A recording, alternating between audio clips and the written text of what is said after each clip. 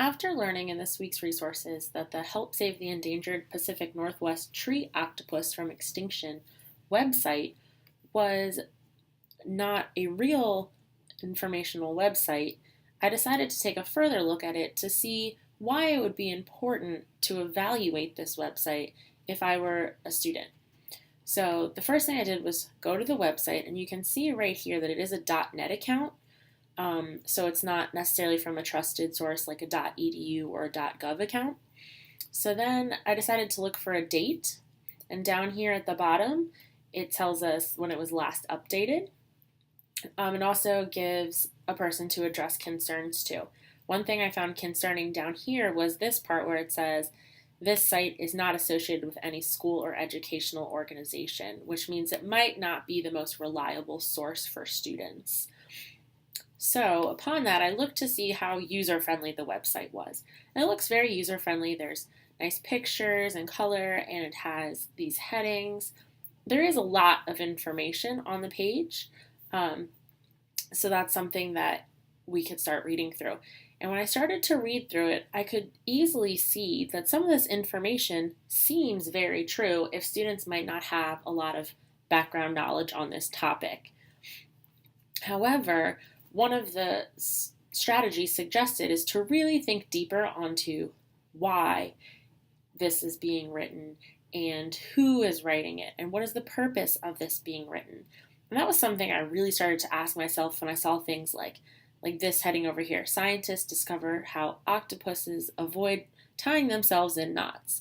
To me, I thought that was just kind of silly, and I didn't really know why I would be having my students research this or why it would be on a website in which they're using for research.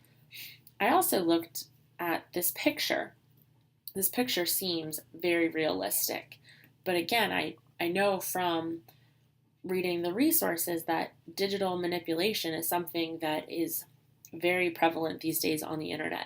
There's a lot of different resources that anyone can use to make pictures look just like this. There's even an entire heading dedicated to the sightings of this tree octopus. So as a student, I might be looking at these pictures thinking, wow, this could be real. However, I know from my background knowledge and thinking more into this this doesn't really make sense. They can't really have an octopus living in a tree. So I decided to take it a step further and find other resources, because it's very important for students to use multiple resources when they're researching a topic. So to do so, I simply just Googled a tree octopus, and it came up with different images. As you can see, this is one of the images that was on the website, as was this one. And here I can see articles talking about how this website proved that students need to learn better evaluation skills of websites because they were easily tricked into believing that this was a true website and had real information for them.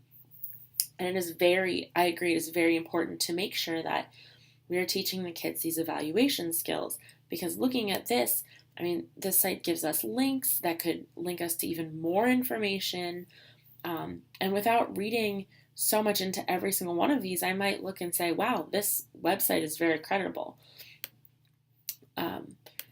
But making sure our students are able to evaluate and know to look for more resources and know to look at things like the URL account and the dates, and to be skeptical about pictures and information that they're reading is very important, so that students don't get tricked by looking at websites like this or don't believe everything that they're reading on the internet.